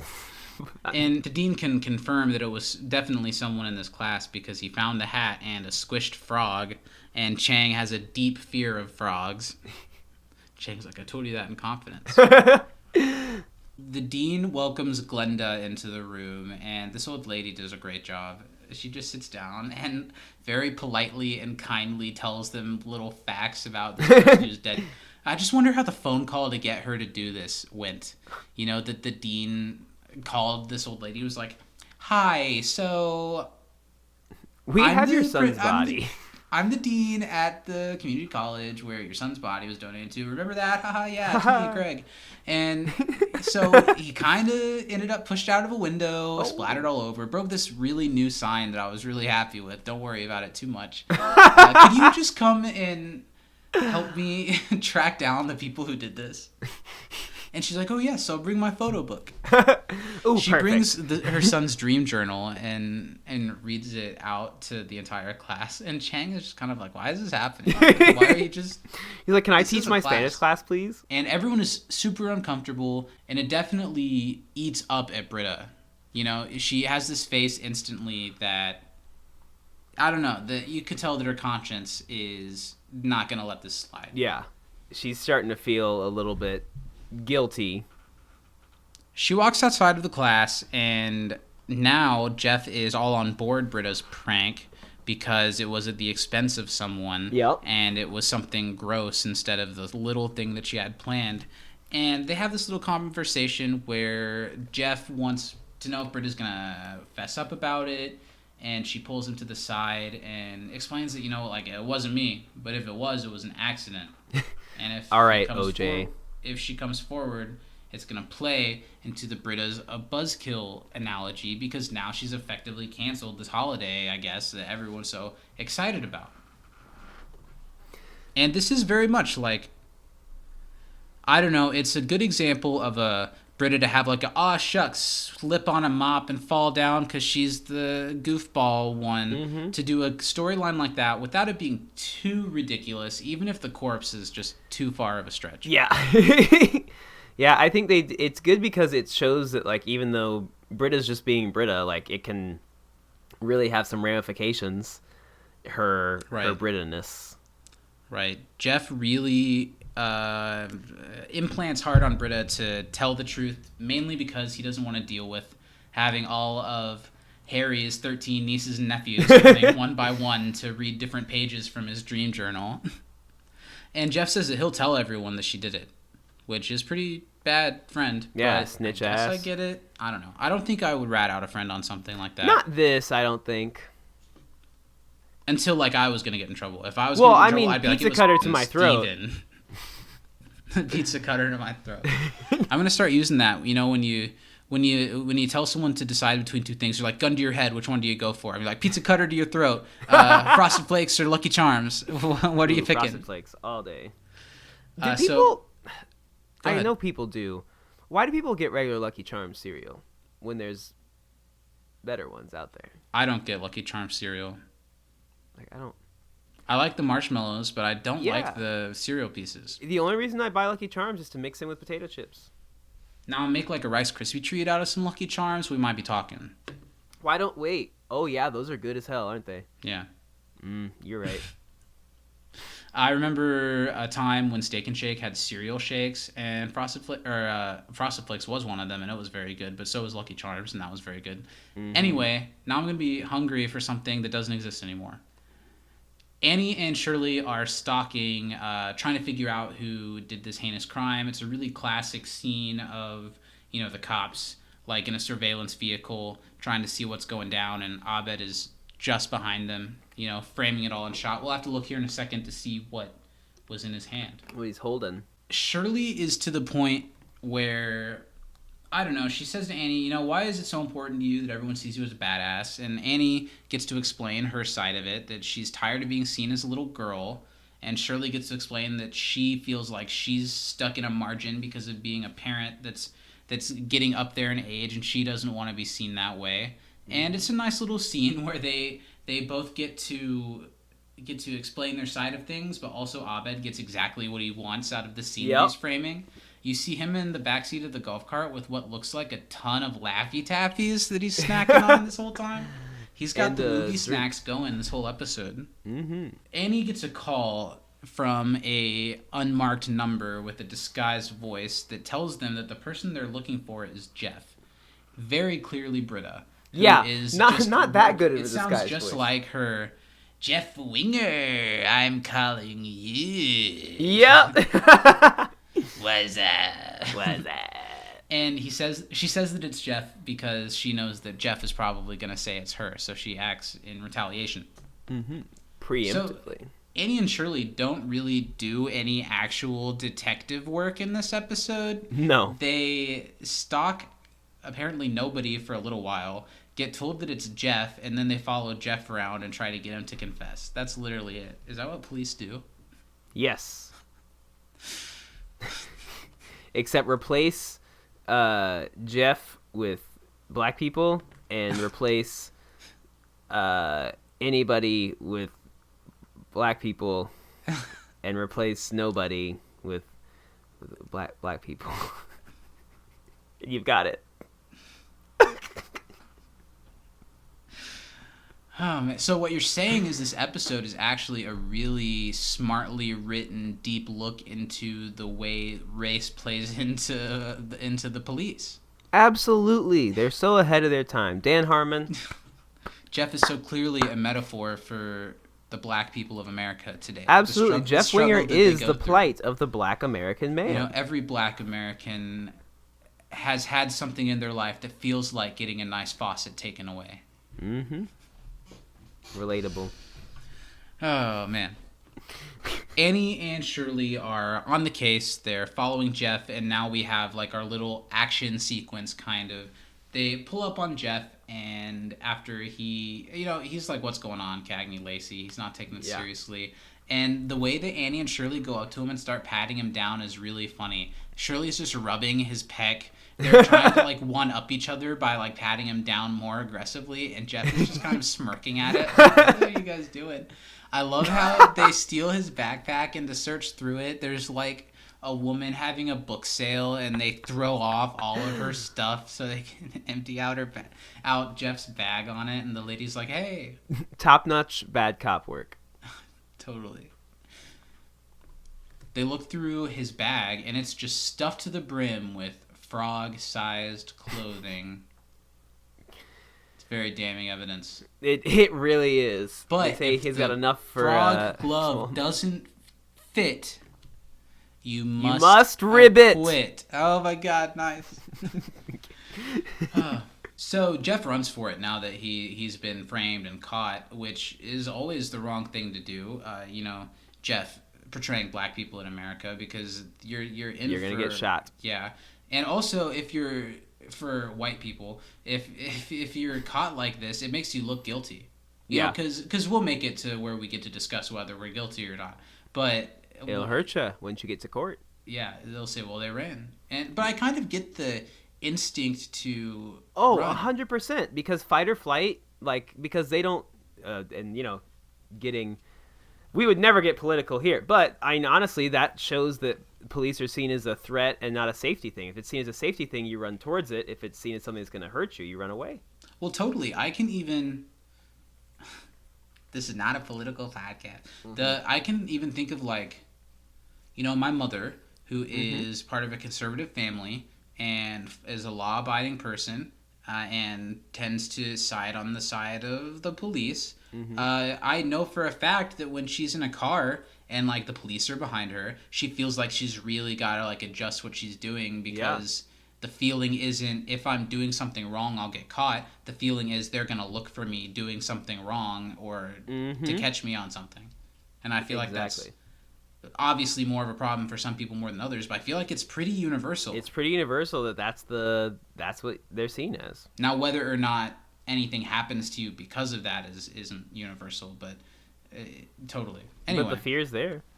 So Jeff is running. Annie and Shirley, with Abed in tow, are chasing after him. How does he think he's gonna outrun a golf cart? There is literally a shot of them driving the golf cart out of the entrance of the studio lot. Yeah. There's the arm going down.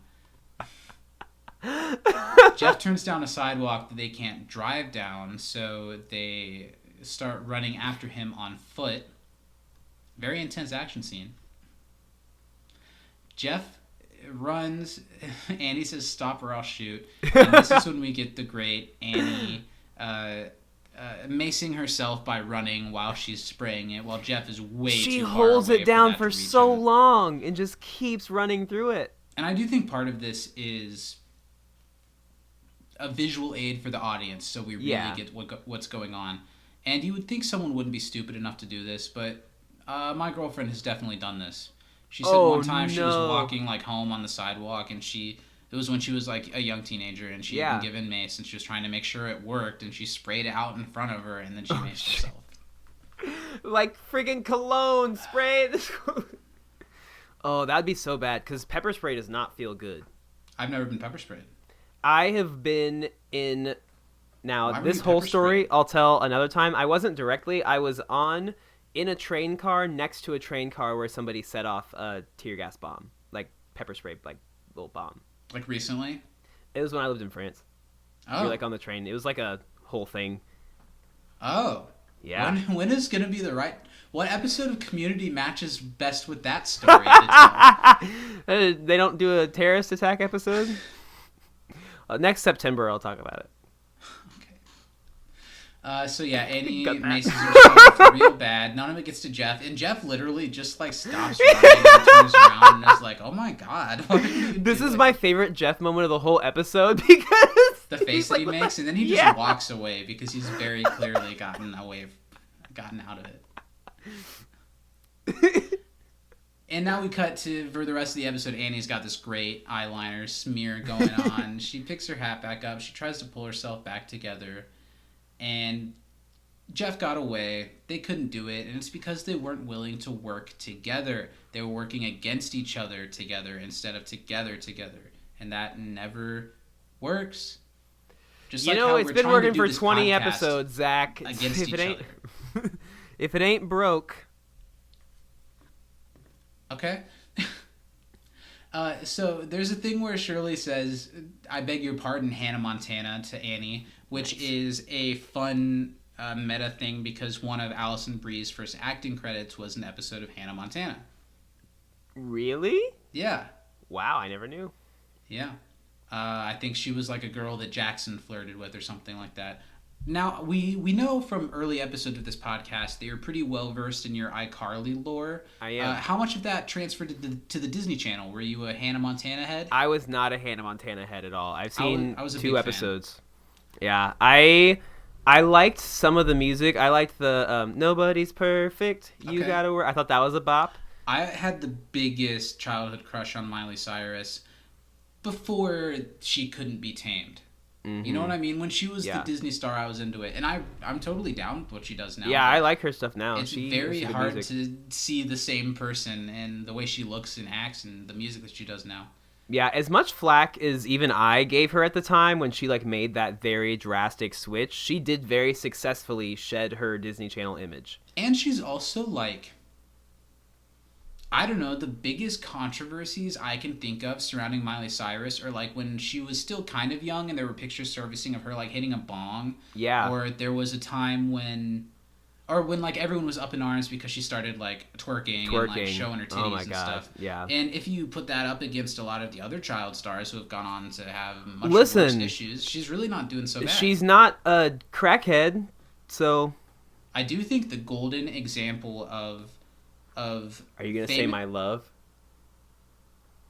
Well, I don't think so, but I would put her in that. He's talking about Zendaya. No, I was thinking about Hilary Duff. Oh, Hilary Duff too.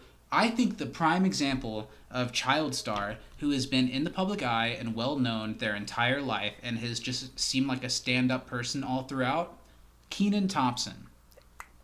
Bingo. That's a good one. He seems like such a nice, upstanding, just regular guy who literally everyone knows who he is, whether from the Good Burger stuff when we were kids or from now SNL for 15 years. Yeah. Dude's an icon, and it seems like he gets to live a pretty low-key, quiet life. I think he has kids. He was in Fat Albert? I am very familiar with the Kenan Thompson Fat Albert film. I had a childhood birthday party themed around it. Points to you. I think I had a Fat Albert phase when that movie came out. I think I was probably 10 or 11. That's an okay phase to have. I will stand by Fat Albert being one of the best children's shows ever. I definitely took it a little too far though. I think I tried out for Anderson, Indiana's mall lobby's Got Talent, and I sang the Fat Albert theme song, and I talked one of my friends, we wrote Fat Albert character names on our test at school instead of our real names. So they would be like, who put Mushmouth on their test? Who was it? Can I grade your test, please? I can't do it anymore, but I used to proudly boast that I could word by word reenact like the first 20 minutes of the film. I'm amazed and a little aroused. I'm impressed. I don't know how we got from Hannah Montana to Fat Albert, but we sure did. It's a natural progression.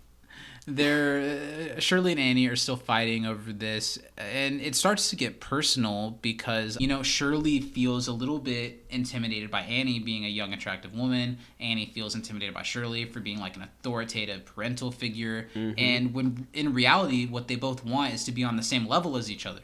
Shirley seems to think Annie is crying and that's childish, but it's not that she's crying, it's that she maced herself and has mascara all over her face, and Shirley calls her out that makes you even more of a child. What does Annie call it? Self-inflicted friendly fire? Yeah. Yeah, but you know what? Shirley and Annie go at it a lot. And I think it is deep down, like they say later, and like you said, it's because they're scared of each other because they want what the other one has. And so they're threatened constantly by the other person, which is why they're always going at it. I mean, since the first episode. Here there's a funny bit where Abed has to go to the bathroom and he asks someone to hold his seat and gives him movie theater candy if he'll hold their spot. But Abed's picking the worst possible moment to go to the bathroom. It's literally when things are heating up. It's when stuff that he wanted to happen finally starts happening. Yeah. They keep fighting. Abed goes to the bathroom, and then after commercial break, now we cut to a really great scene where we're back in the dean's office, and it's that whole police chief chastising the officers for not having done their job well. Yeah. And the dean, this is when he has that really funny line about, your high-speed pursuit caused $78 worth of damages, and you didn't even get a statement out of Mr. Winger? And everything the dean says is hilarious in this episode, but I think what really makes the scene is when Abed decides things aren't going the way that they should be, and he chimes in. He tells the dean what to say exactly. His ass is on the line. He just got off the phone with the mayor, and it works for a while until the dean's like, stop doing that. I think it's really funny. Well, because it makes the scene seem so much more like important than it really is. Yeah. Right? Because, the dean's job's not any danger. There's no, problem. They're just trying to figure out who dropped something and broke a human body did fall out of a window. That's not exactly a small potatoes issue. But no, you're right. The big problem for Greendale's the sign, Zach. Someone's got to pay for those damages. That $78 sign. Yeah. And the dean jokingly says, well, if you want it to be a certain way, maybe you should do it. And Abed's like, okay. And he jumps right into this perfect police chief character. Something I wanted to ask you, does it feel like Abed's putting on a little bit too much of a voice to sound like a certain demographic? I think that it's intentional that he's doing it.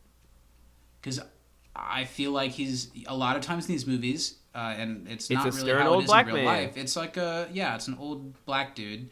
And Abed puts on that kind of voice sort of, and I don't know if that would 2020 slide.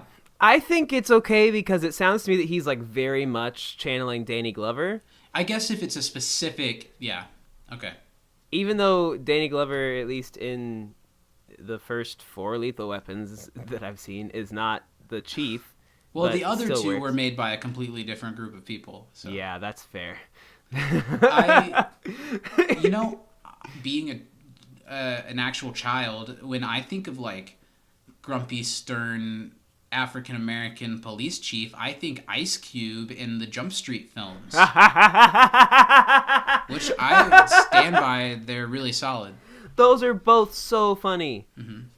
I regularly, with my mom, funny enough, joke about the Schmidt Captain's daughter scene, because I think it is one of the funniest. I just was laughing so hard that I was There are so many funny things in that one. I think the second one is arguably better than the first one. And the first one has that hilarious drug trip scene where they accidentally take the drug that they're trying to find. That's pretty great.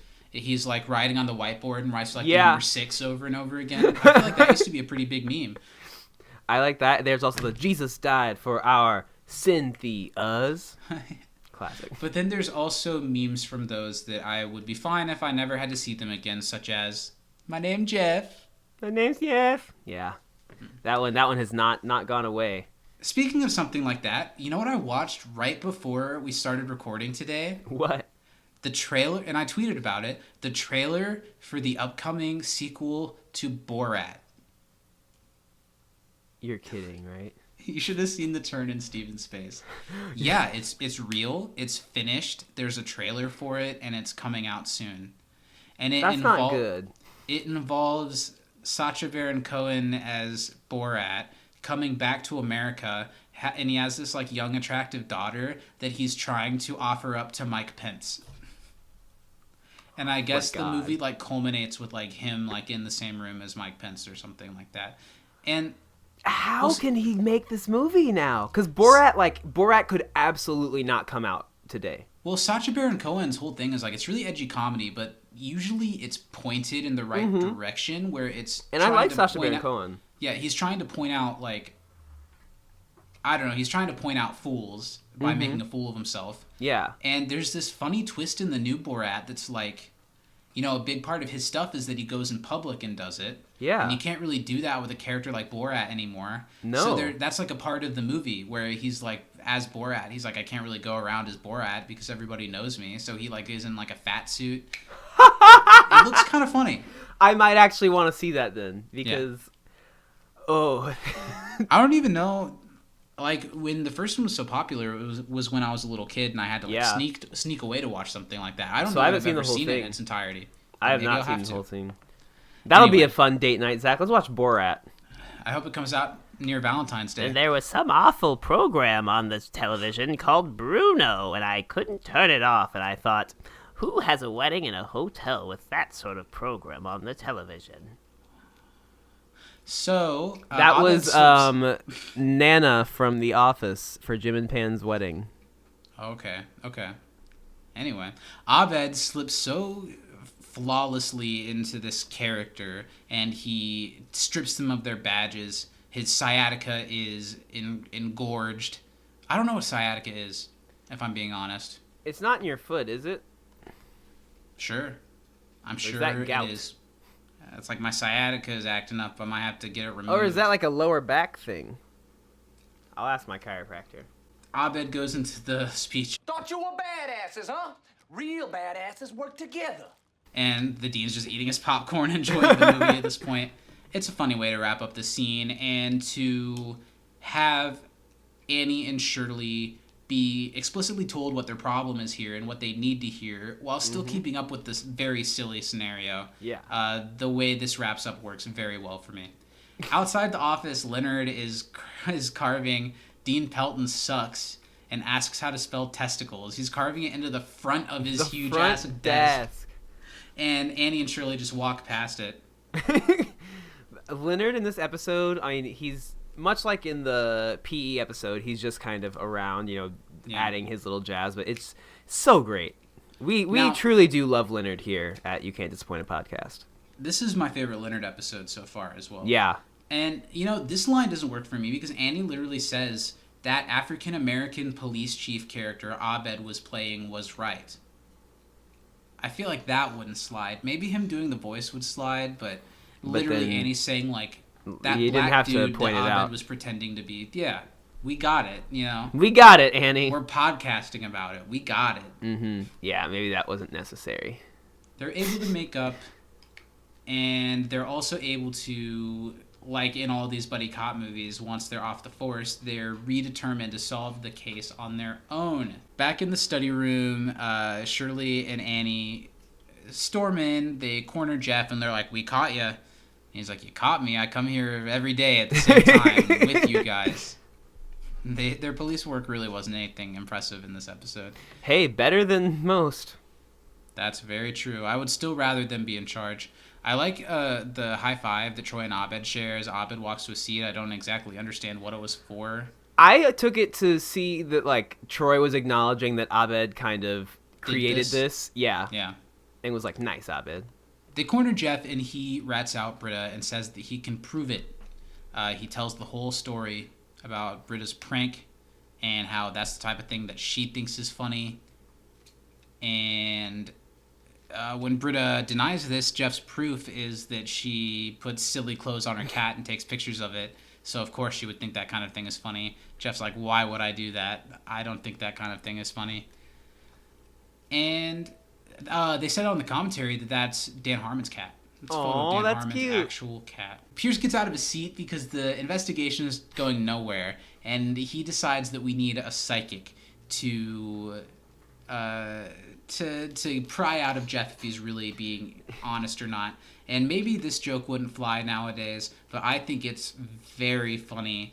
And Chevy's whole delivery of like the different pieces of gay information he picks out of Jeff's brain one at a time, each one a revelation, is hilarious. I think it's just so funny because Pierce has had this running joke at Jeff, and this whole episode you feel like and you feel like Pierce is taking this so seriously. He's like all this stuff, and then this. In a little bit, we get a reveal that he kind of knew what was going on this whole time, which also doesn't really story track.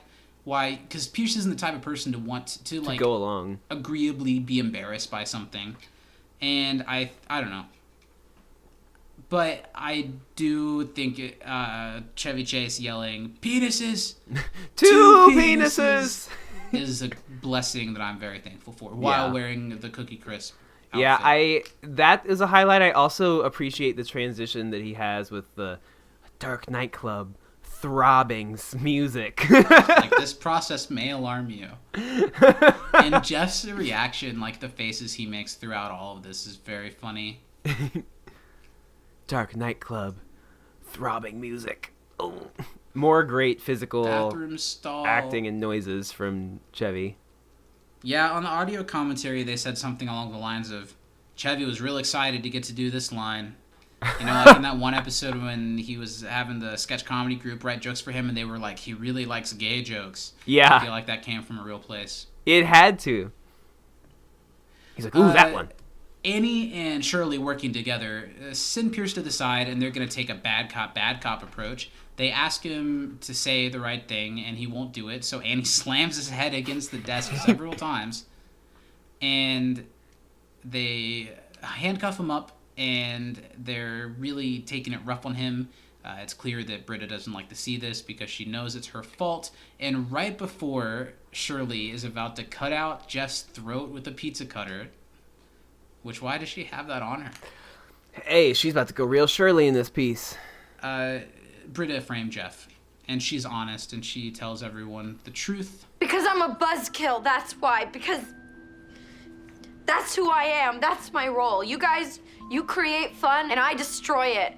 Of course, a silly little joke ends with a dead body on the lawn. I should have known that, but I wanted to do it anyway because I wanted to be like you. I wanted to be funny. Knock, knock! Who's there? Cancer! Oh, good! Come on in! I thought it was Britta! That's so good. And it helps her case. Everyone understands her. Everyone starts hugging. And this is when we start getting all of the tearful confessions that round out this episode. You know, Annie wanted to feel like an adult. Shirley wanted to feel like a kid. Yvette Nicole Brown said on the commentary that she ad-libbed a line here. And I felt like there was some disdain from Dan Harmon based on this. Shirley's line, she's like, I wanted to feel younger. And then she says, but really nobody actually knows how old I am. And I just want to clarify that I'm not really that old. But there I go again. I love that. Yvette just said that. It feels very much to me like a D. Reynolds Nightman Cometh. Just to be clear, I did not actually have sex with that child. It feels very much like Yvette Nicole Brown wanted to prove that she wasn't old to the audience. Yeah, and I think that's in line with Shirley, too, so I thought it was really funny. I like that line. I don't dislike the line, but I feel like a decision made like that should be run by the creators and stuff rather than just ad-libbing it in. But whatever. Then be a tyrant then, Zach. A tyrant? A tyrant. Tyrant? A tyrant. I don't know him. What do you mean? That's Peter Mayhew's character from Game of Thrones. Pierce is the next tearful confession. Somebody must have sent me these robes by accident. He really didn't know he was getting pranked. He just thought it all worked out in his favor. He was pretending to be a level 6, so everyone thought he was cool. And just like the dead body doesn't affect Greendale's viewpoint, I don't think him having made up being a level 6 affects how cool his friends think he is. No. He got held back. And the way that he erupts into tears, he goes like, I got held back. And then and covers his face like a sneeze cry. Funny work from Chevy all around this week. And last week we both gave him the MVP. Yeah, we did. So it's He's nice to right see Pierce have some good moments. I think season 2 is Pierce's best season, so I'm looking forward to that. Yeah. He rescinds his Buddha meteor wand, erupting Troy's tears, because it's not a meteor, it's a cookie wand. A phenomenal crying Donald Glover delivery. One of the best, I think, the way he says cookie wand. This not a meteor, it's a cookie wand. Me and Jeff made it because it made you look more like the Cookie Crisp Wizard. Which is not even a reference I get because the Cookie Crisp mascot wasn't a wizard when I was a kid. It was a burglar.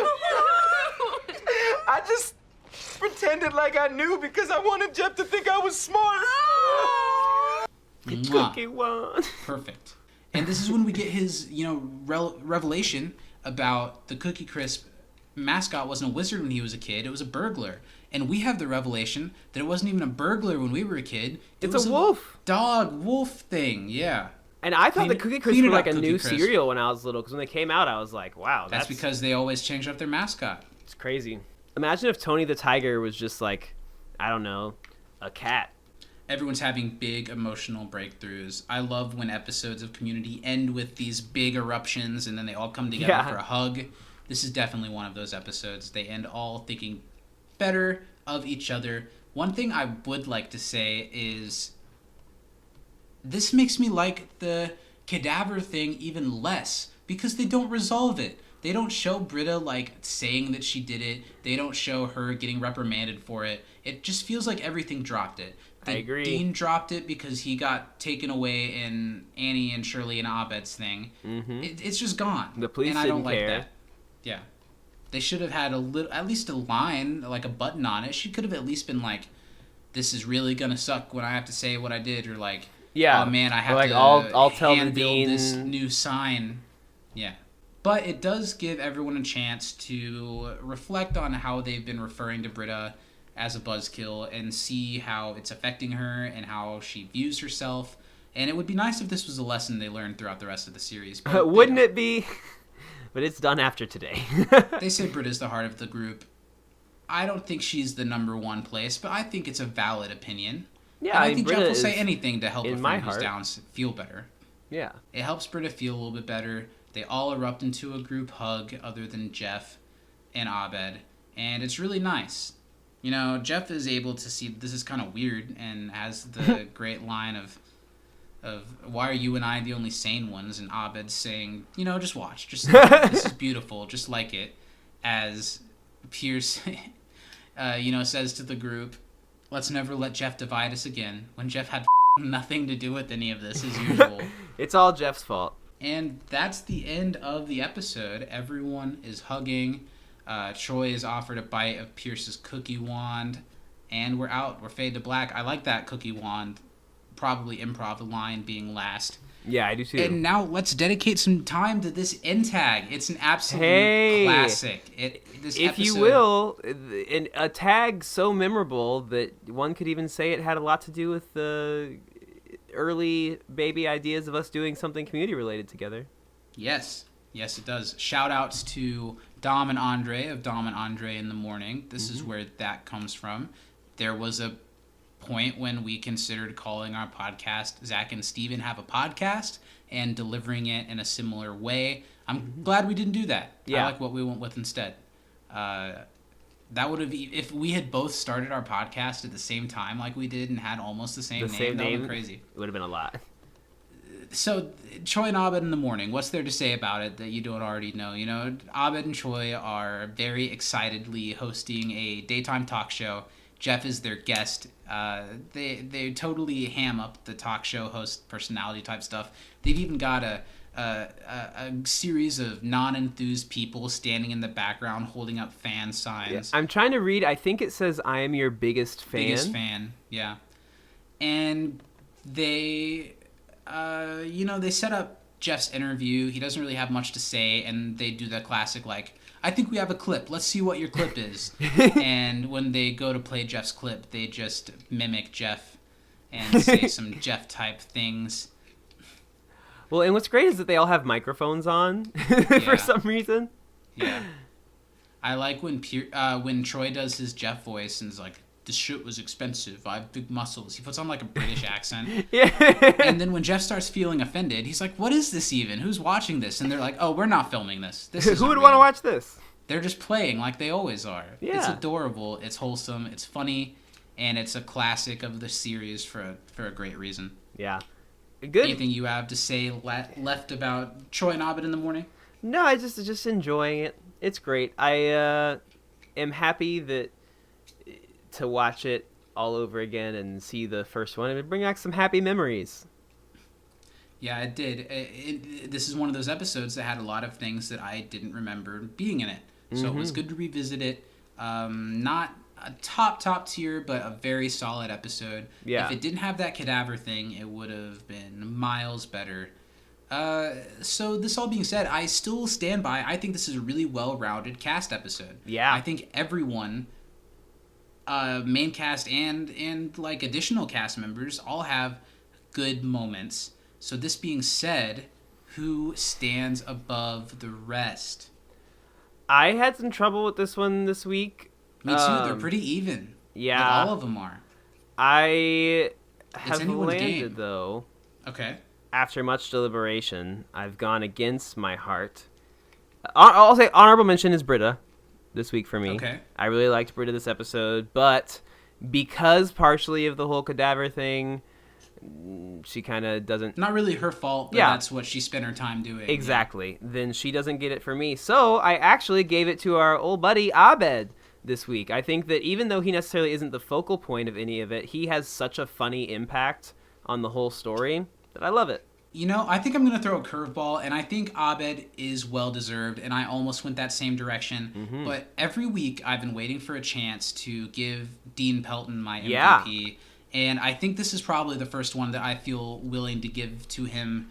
Everything he says is hilarious. We see a lot more of him. Anytime the Dean's on camera, he's maybe my favorite character in the series, and he makes me laugh whenever he's here. I think Jim Rash is an absolute gem.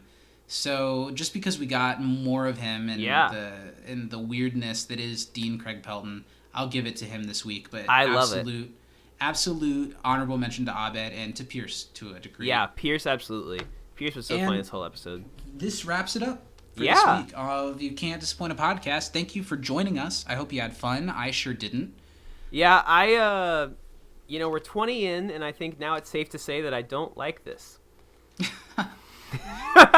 When we signed on, we're like, we'll give it 20. We'll give it 20. I said I'll at least give it as many episodes as I gave Attack on Titan before I liked it, and well... I don't. I was disappointed.